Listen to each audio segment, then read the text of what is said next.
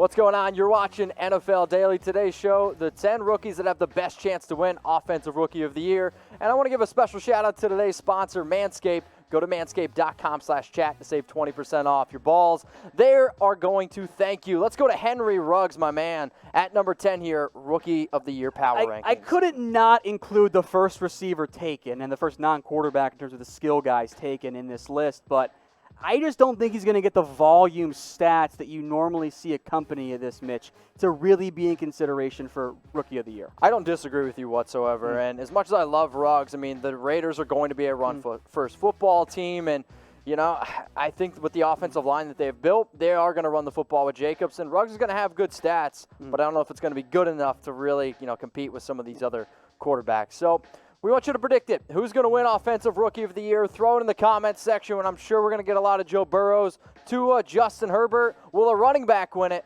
Keep watching, but let us know. Offensive Rookie of the Year, who's going to win it? We're going to another wide receiver here. We're going to go to Denver. Staying in the AFC West, we got Jerry Jeudy. You know, if the Raiders had drafted Jeudy, he would have been a lot higher on this list from a chance to make an instant impact in terms of the need. I think in terms of the volume stats he might end up getting. He's going to be able to help early because he is such a great route runner, and there's not going to be that same, like, oh, I got to get used to NFL physicality. He'll be able to win and be able to get open. I don't think the volume will be there in year one, especially with Courtland Sutton on the team. That's going to be an issue. He will eat into Jeudy's stats. So he'll have success. He'll be a good, I think, pick, and he'll make an impact. But, look, two receivers have won Rookie of the Year since 2004 based on the AP vote. Percy Harvin and OBJ. That's it.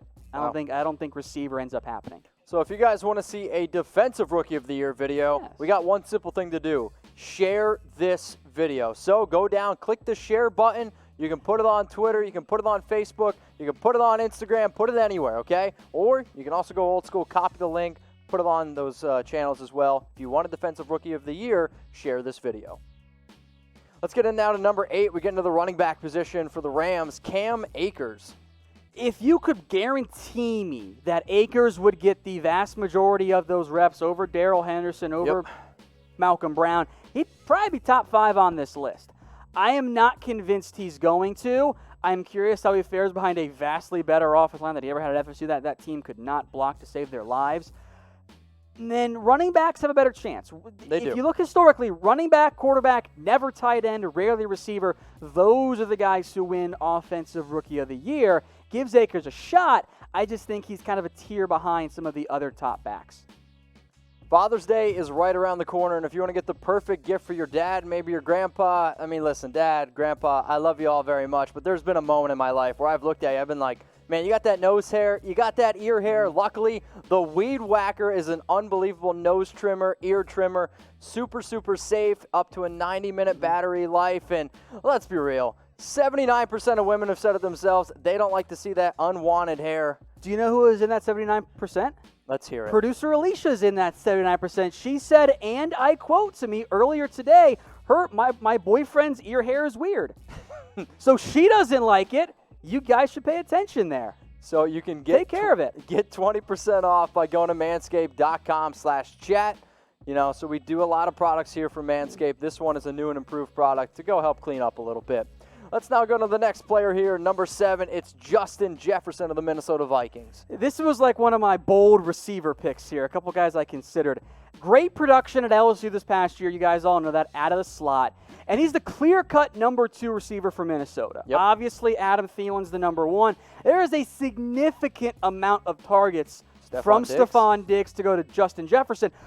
Aren't like almost all of those going to go to him? I would imagine. Like, and Diggs played pretty darn well last year. Now he's not going to be a super high volume guy with that run first offense, but Minnesota needs him to help right away in year one. Maybe even more so than like the Cowboys need a CeeDee Lamb or the Eagles need a Jalen Reagor to make that instant impact. So it's a sleeper pick, but I like it. So value. Speaking of Jalen Reagor, I'm glad you made this graphic, Tom. Here are some other contenders. You got Reagor, you got J.K. Dobbins, you got CeeDee Lamb. If we should have put one of these players on the list, hey, you can yell at us.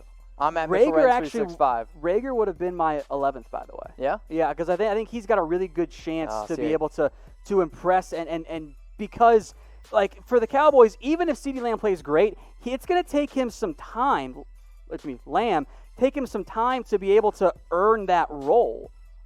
Because there's Gallup, because there's Cooper, it's not going to be an overnight thing for him.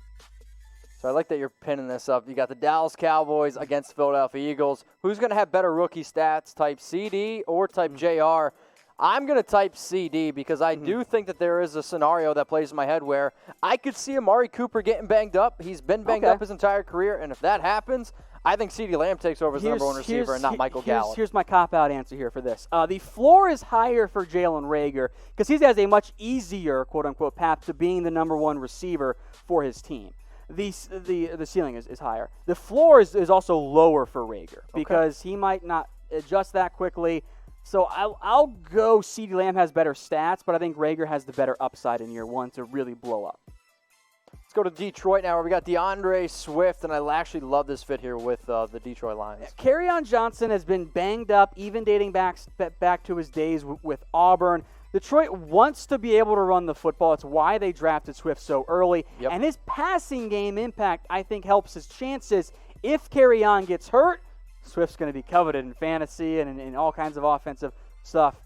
I don't think he ends up being quite what I see as a tier break after, at least before the top five. Top five, I think, are pretty, I feel pretty confident about. So give us a sleeper rookie of the year pick. Let us know in the comments section. My sleeper pick is actually the guy that's coming up next on our list, so I'm not going to give it up. So, Tom, you got a sleeper rookie pick? I kind of like Jalen Reagor as a true sleeper, which I'm counting as outside my top 10. At number 5, it's Jonathan Taylor of the Indianapolis Colts. I think he's going to get used a ton. Why? They traded up for him. Yep. I understand they have Marlon Mack there. They have one of the best offensive lines in the NFL. And if you are in fantasy football drafts, this is the guy you take number 1 overall in rookie drafts. Well, you're absolutely wrong on that one. We'll get back to it later. Taylor is my concern with Taylor is I'm not remotely worried about him in terms of the run game. Okay. He balled out at Wisconsin. He's going to be great. I have no doubts about that. But the Colts are not going to suddenly stop throwing it to Nyheim Hines. I don't disagree. I don't know how much passing volume is going to be there for Taylor, and I don't think they're going to totally erase Marlon Mack either. So he'll be the 1A, but it's really a 1A, 1B, 1C in Indianapolis. Let's now go to the quarterback position where we have Justin Herbert with the Los Angeles Chargers. The 2 non-Burrow quarterbacks, a lot of this depends on how many games they actually play. Correct. Like if Herbert doesn't get a chance to start till week 8, his chances are drastically reduced unless his team has immense success in terms of winning, and of course he puts up good numbers. Rookie of the year, it's a stat-based thing. We don't like it. We have to accept it, though. I think he has the best roster, though. Compared to the Dolphins, the Bengals, I'll take the Chargers roster. So if Herbert gets a shot early, that's going to set him up for success. I mean, they were a very good team in the AFC West not too long ago. That is the Chargers. Just stay healthy. Let's go to the quarterback drafted right before him in Miami. We got Tua here at number 3. You promised me a full 16-game season. He's at least number 2. Oh, easily. I don't know if, A, he'll start week 1. I'm not sure if that's going to really end up being the case because he's coming off the injury, because that Dolphins offensive line, it doesn't look that great, and you got a banged-up quarterback coming off injury.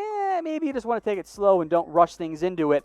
I don't know if he's going to stay healthy. If he does, we know how good Tua is. It was never a question of talent. It was a question of health and medical and all that. Which is exactly why I absolutely love this question here. So how many games will Tua play in 2020? I'm hoping for all 16. Yeah, me too. It wouldn't surprise me, though, if they do try to, throw out Ryan Fitzpatrick out there a little bit. I do love me some Fitz magic, but it's Tua time in Miami, and that's the guy I want to see. Time to get into our top 2 players here. At number 2, you got Clyde-Edwards Helaire, so you're taking him over Jonathan Taylor. Oh, yeah, I did, actually. In my dynasty draft, I took CEH with the number 1 overall pick, and that's in the rookie draft. He's going to thrive in the Chiefs' offense. Like, he's going to be the guy very quickly. They spent a first-round pick on him. Yeah, Darrell Williams isn't bad necessarily. Damian Williams isn't bad either. You had LaShawn McCoy. There are a lot of mouths to feed in Kansas City. Plenty. But it's not like the Chiefs are going to completely ignore the run. Yep. And this is an offense that you think will be up big in games. They can also lead on Edwards Helaire. He is a true 3-down back, was the best pass-catching back coming out of the draft this past year. And there is a massive hole in terms of having a legit feature back for KC. I think Edwards Helaire is that guy. I like Edwards Helaire, and I think he is going to fit the offense, but I also don't think that they're going to totally let Damian Williams go away. I mean, he was great in the playoffs. He was great in the Super Bowl. I think he's a great fit in that offense. Sure. I will still take Jonathan Taylor over Clyde. I think the percentage of workload that goes to Damian Williams is less than the combined percentage of workload between Marlon Mack and Nyheim Hines. Fair argument. The number one player on our Rookie of the Year power rankings. Come on. Yeah, I miss Joe Burrow. We're not taking any crazy takes out here. He is your odds-on favorite for a good reason, and we kind of saw it last year with Kyler Murray. Yep. If the number one overall pick is a quarterback, and even if they don't blow expectations out of the water, but they just kind of match them, they're not bad, but they are above average. They show a lot of promise. The quarterback normally ends up winning. Is he going to put up this production for the Bengals in year one? No. But if he throws for around Baker Mayfield's rookie touchdown mark, which I think he's going to push for, he's going to win the award. I mean, even unless if Tua beats it. Can they win 6 games? Because, tripling your win total, I mean, that does go into account as well. And I do have Doubles the Bengals. 4. Hey, going out and winning about 6 games this year.